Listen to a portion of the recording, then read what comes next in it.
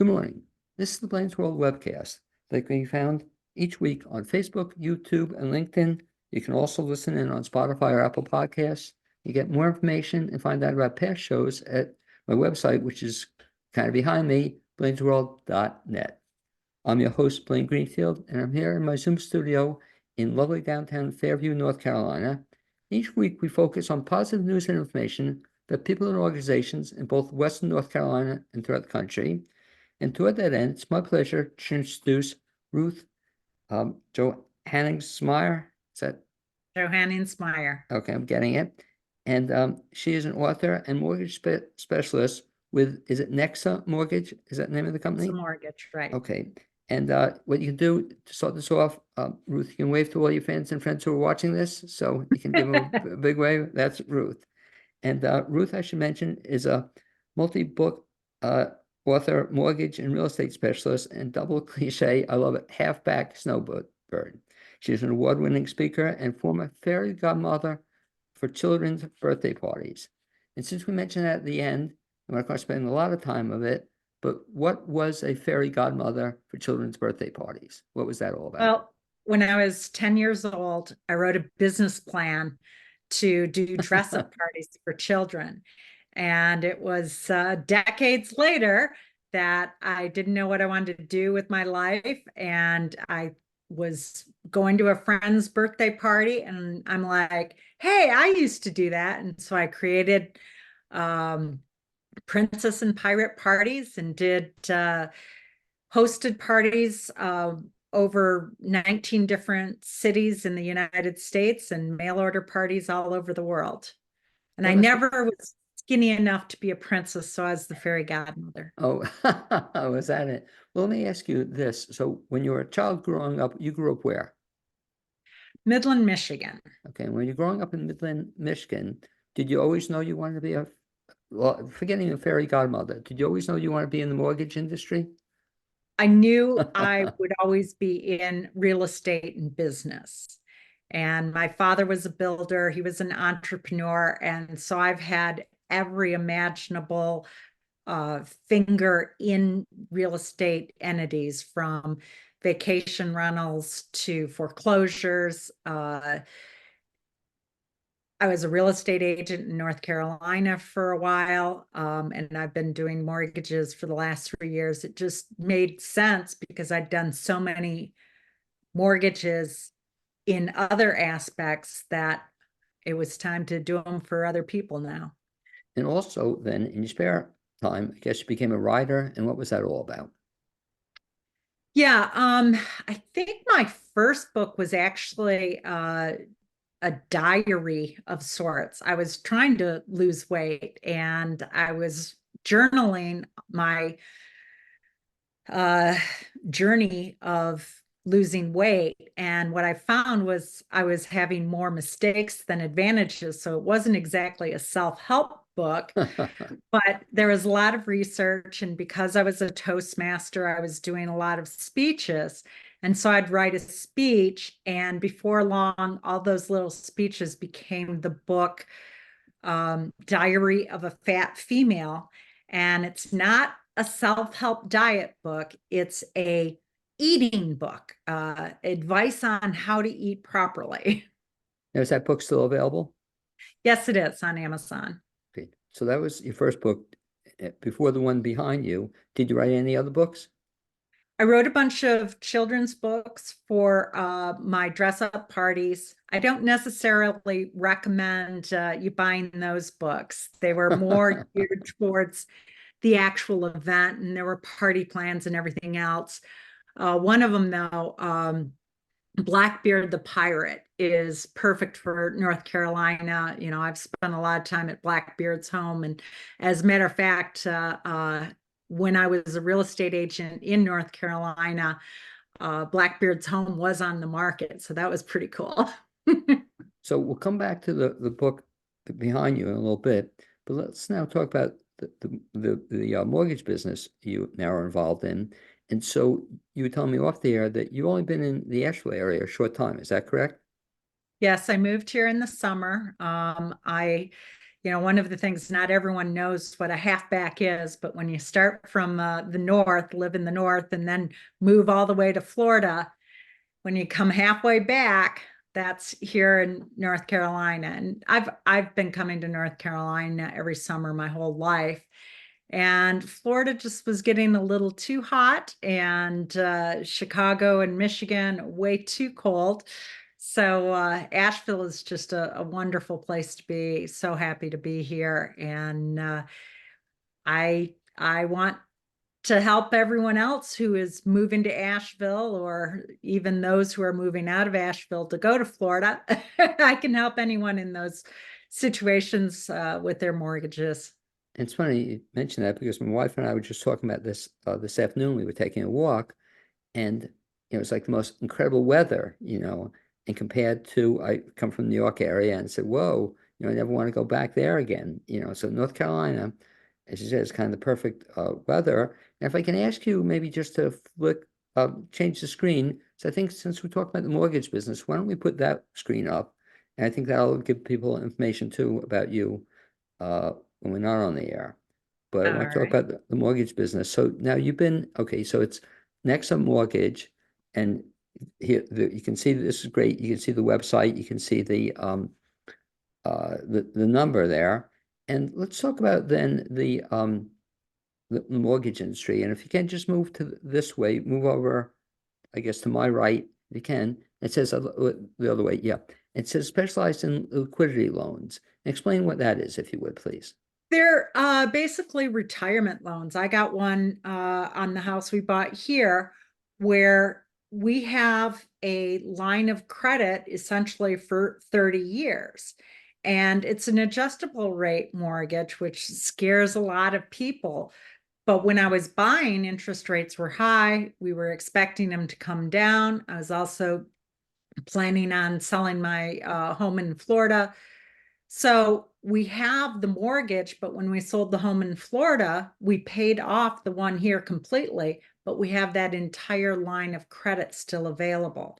And it really is advantageous for when we want to retire and need healthcare money, because I was involved in real estate back in 2008. And back then, when home values dropped, people's mortgages, their home equity lines of credit got cut off completely.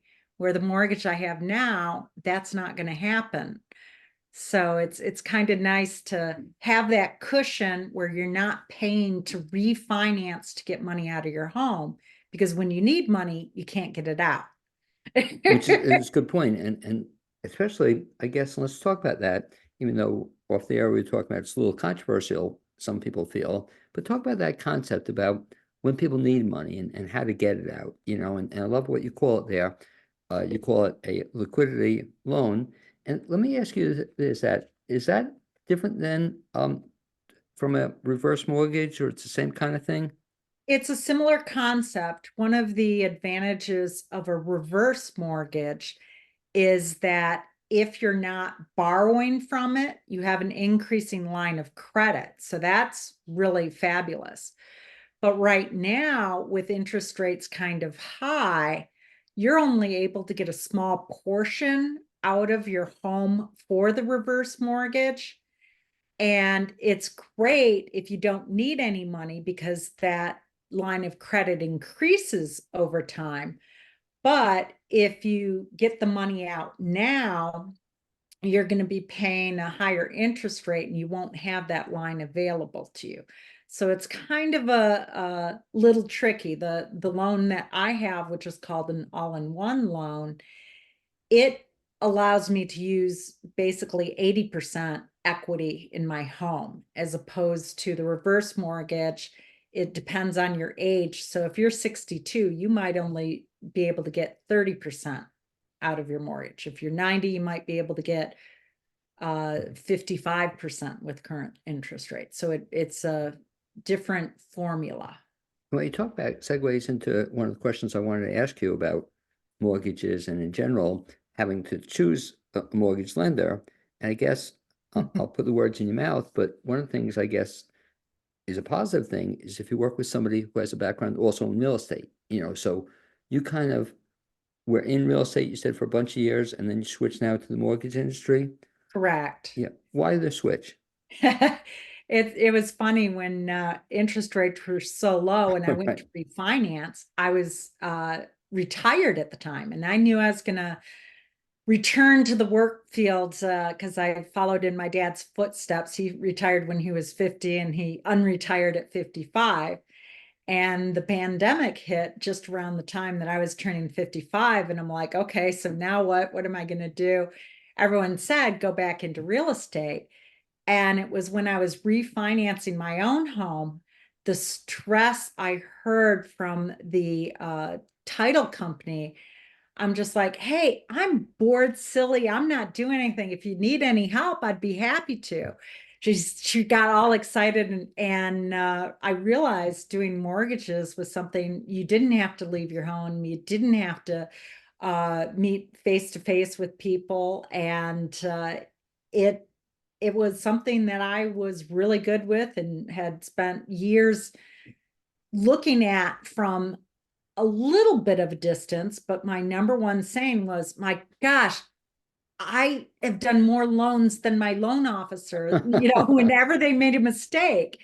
And I do have to apologize to all of them. Being a loan officer is a lot harder than I ever expected. But still, we're laughing at it. But it's to your point, because especially even though you're a loan officer, you're not necessarily working 24/7, which I give realtors credit for.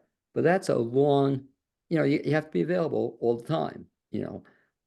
And I give them a lot of credit, but that's very stressful, I would imagine. Not that being a mortgage person isn't stressful, but it's a different kind of stress, I would imagine. Yes, yes. Um, and I guess your stress, comes into play a lot with the fact that, and explain that a little to me from me being naive about it, that you have no control over the interest rates, and explain maybe for people listening as well or watching this, that I contact you and the question everybody asks, are the rates good now? Are the rates going up? Are the rates going down? How is that all determined? Well, oddly enough, when they talk about the feds Right. raising rates, that doesn't directly correlate with mortgages. Unless you have a reverse mortgage, I mean, unless you have a adjustable rate mortgage or a HELOC, then that is tied to an index. But for most people, it's kind of like the stock market. Oh, is Apple hot right now or is it tanking? The mortgages are kind of along that line too. But in addition to that, NEXA Mortgage is actually the largest mortgage brokerage in the country. And we have over 200 lenders that are competing for your business.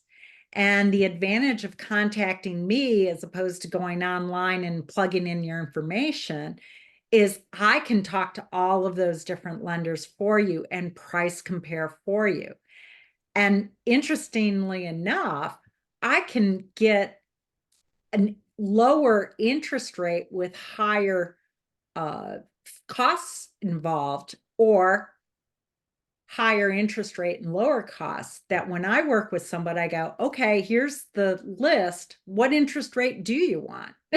Well, that's certainly an appealing prospect because, again, if I do it individually, said online, I'm not going to spend hours and hours trying to get the best rate comparing. Plus, I have nobody to ask questions for. But with you, I guess you do all the research and you present me the alternatives. Yes, yes. Yeah. And so, talking about that, I'll put you on the spot or where your fairy godmother had or whatever it was. But I guess people ask you that all the time. Rates going up, the rates going down.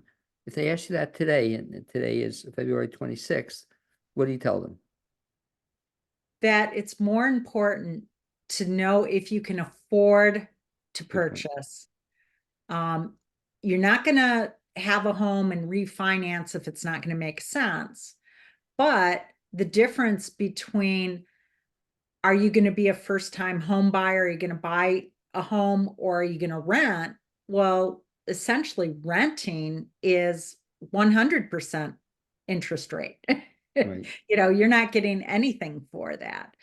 So that's really to the advantage of, if you can afford to buy real estate, that's where most of wealth came from in the United States and the world, is through real estate. And I'll do the segue this time that winning the lottery is not actually about a lottery ticket. It was about the appreciation in homes. And when I was living in Marco Island, Florida, before the pandemic, my home was appraised at less than I paid for it, about $600,000. And during the frenzy, my home was worth 1.5 million. So I suddenly became a millionaire without doing anything other than purchasing real estate at a great price and waiting for it to go up. And that was just, you know, a couple of years that it went up that much. So a key to this whole thing is purchasing at the great price, hoping it goes up. We'll talk about that question in general. So is now a great time to buy real estate? There is a shortage in real estate. So you're better off paying a higher interest rate now, we're still in February, than waiting until April or May. And let's say the interest rates go down in May. Well, there are going to be so many buyers out there that you're going to pay more for the house than you would pay now. And my husband and I did the same thing. We were looking in Asheville for a full year before we purchased. Well, we saw one place that we liked right around December. And it's like, oh, but we can't move until the summer. We'd have to hold the house for 6 months. We should have bought that house in December than in May, because the amount we had to pay over asking price in May was more than I like to think about. Did you wind up buying that same house? No, bought a Oh. different house, and we ended up losing out on 4 homes before we got this one. That's how much competition there was. Whereas in December, there wasn't competition. You want to buy a house when there's less competition. And come April and May, you're going to see a lot of competition here. You want to buy right now. No, good advice, and people are thinking about it. But it makes sense when you think about it that good weather, everybody's out, they're looking, school, the whole bit. Right now, there's not a lot happening, and so talk about that also in terms of buying the house. You work with a realtor first, and then find the mortgage Either way. company. How is that? What happens? Yeah. You can choose which way to go. Most people start their search online looking at houses. When they finally see one they want, then they contact a real estate agent. But that real estate agent says, are you pre-qualified? And says you have to talk to a mortgage person. So if you start with a mortgage person, such as myself, I can tell you, okay, this is what you can afford. This is the sort of houses you should be looking at, you know, price range. And then I can set them up with a realtor, or they can, you know, find their own realtor. I have a whole network of, you know, great real estate agents.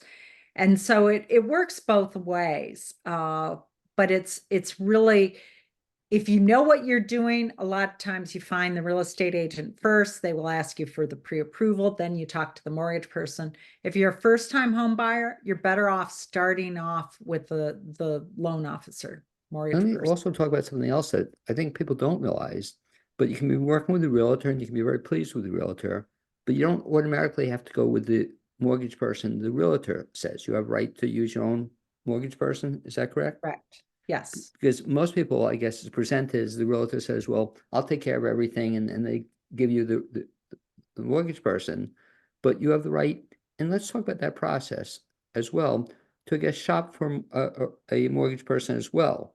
What does that entail? If somebody's looking for a mortgage company, what should they be looking at?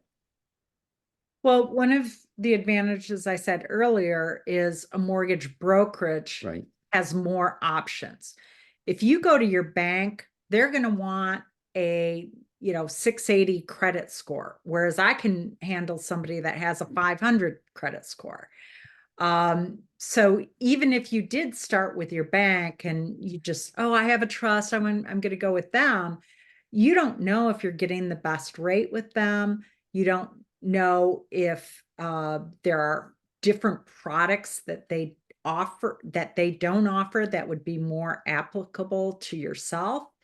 And so having a conversation with a broker, and actually, I don't remember the statistic off the top of my head, but working with a broker does save you more money than going to a bank. Okay. And you're also pointing out, I guess, the advantage to telling people to shop around or look around, not just go to the first person, like I said, the bank tells you or the realtor tells you. There's nothing wrong with getting a second opinion or a third opinion if it be the case. Yes and no. If it's kind of like with a real estate agent, if you find a real estate agent that you like, that's who you want to work with. If you talk to a real estate agent and you don't like them, don't use them. If Good you point. talk to me and I'm in a grumpy mood and you're like, who is she? Don't use me. Use me because you like me and you trust me and that I answer the phone at 9:30 at night. Okay, so I'll keep that in mind. If I want to call you, you can call at 9:30. You'll answer the phone as well. What then happens? So after I'm going to buy a house, I find the house, I find the mortgage, I find the mortgage company is going to handle my mortgage. What's the process then? That you take care of everything, soup to nuts, or talk about what happens? Well, there's a lot of things that are required to get a loan. And so you have to have your pay stubs, your bank statements, your ID. And one of the things on the liquidity loan, it's not for everyone. They'll ask your blood type and what color socks you're wearing. It's a they delve deep into your everything to make sure that you're qualified. Whereas somebody who is a W-2 employee, has worked for the same company for 5 years, makes plenty of income, we can do almost their entire transaction with a couple of clicks of a button. It's verified online. We can get, clear to close in 24 hours and, get you your mortgage in 14 days, which is not something banks are used to doing. So it really looks at the individual, how much is involved. But one of the things I used to say with my birthday parties is like, why don't I do my own party for my 5-year-old kid? And it's like, well, how many birthday parties have you done for a 5-year-old child? It's like, you get everyone there and then, we plan this game and 2 minutes into it, they're not interested. And it's like, well, what do I do now? When I did birthday parties, I had 10 different games planned and you feel out the personality of the group. And it's like, okay, let's do this one. And we do that one for 15 minutes. And then the next one we do for 1 minute. And another one I know isn't going to work. And so we do. And a mom can't do that for their child because they don't have the experience. The same thing with somebody buying and selling their home. It's like, how many homes have you bought and sold? That's why you need a real estate agent. How many mortgages have you done? That's why you need a mortgage professional. And the rules keep changing daily. How long does the process take? In other words, once I hook in with you to handle the mortgage, how long does that typically take? Anywhere from a half a day to get pre-qualified to a couple of weeks, depending on how quickly we get all of the documentation. And then once you're pre-qualified, closing on a property, if you have a property that you're going to buy, we can usually get you the funding within 2 weeks is typical. The thing that always drives me about mortgages, and I've had to go through a couple of the last couple of years, is the paperwork involved. And again, that's why we use you as opposed to somebody else. But is just me, or do other people think there's a lot of paperwork involved and a lot of I mean, There's but let me ask you, is there an answer to this question? How many forms? I'm trying to think how many times I had to sign, different forms. How many forms are there in a typical transaction? I would guess typical would be about 100 or so. I have one file that has over 720 pages, and it's just like trying to find something. It's a really complicated. It's you need somebody that knows how to get through all that paperwork, and you got to have a lot of trust in them too, because are you going to read all 100 pages? I was going to ask you, but let me ask you in North Carolina, for example, I always think it's too bad you can't just give me one form and let me sign it, and it'll do for 100 different forms. But you raise a good point, and I always ask folks this question. Do you ever have anybody actually reads all this paperwork, at a closing? That's why you get paid the big bucks. But do any folks ever read everything? Yes, and eventually, after they do that enough, they become loan officers. Because that's what happened with me. Is I was reading all of the forms, and I'd ask a question, and they're like, "I don't know, I've never read that before." Wow, that's interesting. Okay, so yeah, a lot of people, not a lot of people, a small percentage of people always read it. Because I guess for you at the closing, that makes a difference between a half an hour closing versus a 3 hour closing or 4 hour closing. But that would be the determination that if they're reading everything and raising questions on everything. Um, yeah, there are some forms that, you read at your leisure ahead of time. Most of the other forms, the title agent or attorney is going to walk you through and explain it, that you're not reading every single word. You're just reading the parts that were filled in or things that you have a question about. Now talk about this, Ruth, because I guess I should know it, but I don't. In North Carolina, so you have the realtor, you have a mortgage company. You need a lawyer as well in the process? A lawyer or title company, yes. Okay, so it has to be part of the process. Right. Mhm. He was, I think, in New Jersey, you didn't have to have a lawyer. Yeah, it was New Jersey. You didn't have to have an attorney there. It's just another step in the process. I assume working with you, you would help me get the attorney. Is that part of what you also do? Yeah, that or the real estate agent would, right? Okay. So to kind of bring this into focus, if folks are interested in contacting you, Ruth, the best bet is to do what? To get information from you about some of the services you can offer them. What's the best bet? The best way is to go to my website for ncloans.com or give me a call. I work nights and weekends as well as during the day. And my phone number is 828-888 loan, LOAN, which translates to 5626. So my And phone number is 828-888-5626. one of the things I like about what you have behind you, you can just see that, so it's great. I don't have to show it. But if you want to get to work with Ruth, let me also ask you in terms of NEXA. So you're an independent broker. Is that it? That you have your own business within your own?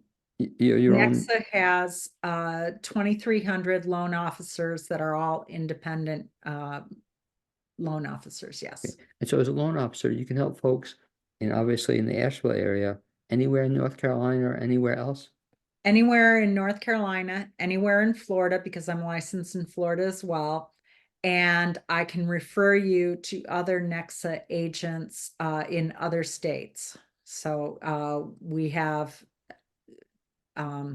probably hundreds in California and Arizona are two most populated areas, Florida.